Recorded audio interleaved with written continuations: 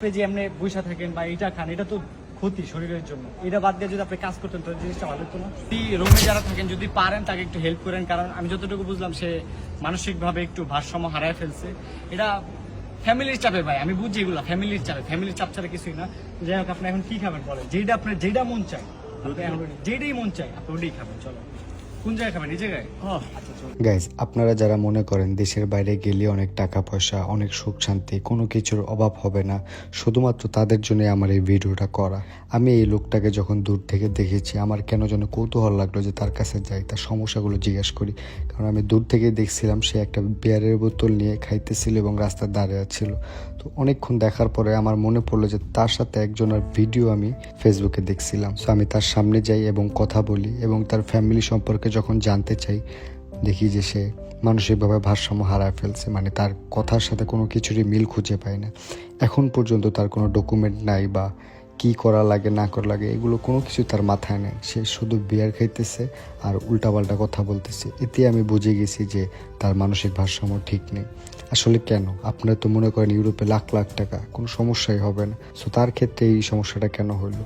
আসলে গাইস, যারা বিদেশে থাকে তাদের সব থেকে বড় শান্তি হচ্ছে ফ্যামিলিভাবে মানসিক চাপ দেওয়া, যার কারণে অনেক বাঙালির এমন অবস্থা হয়।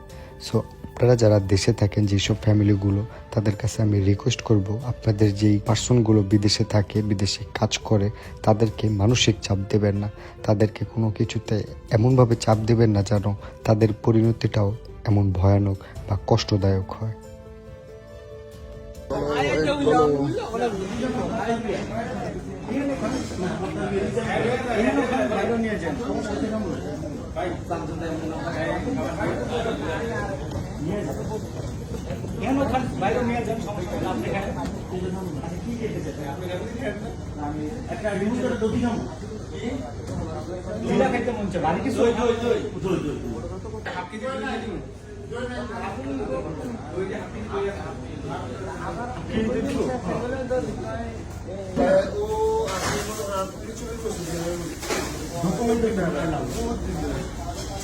আচ্ছা ভাই, হ্যাঁ দিয়ে দেন।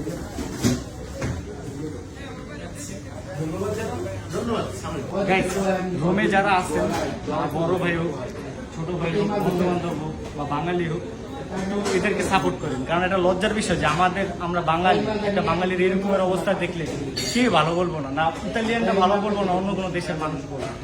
আমাদের জন্য এটা খুবই লজ্জার বিষয় বাঙালি হিসেবে, আমি যেটা মনে করি আর কি। আপনারা পারলে একটু সাহায্য করেন বা কোনো কিছু খাওয়াইতে মন চাইলে খাওয়ায়। কারণ সে কাজ করবো না, আমি যতটুকু বুঝলাম সে কাজ করবো না, সে এমনি সারাদিন বিয়ার খাবো আর হচ্ছে যে এমনি কথা বলবো। কারণ মানুষের ভারসাম্য ঠিক। যাই হোক, সব ভালো থাকবেন। আল্লাহ হাফেজ।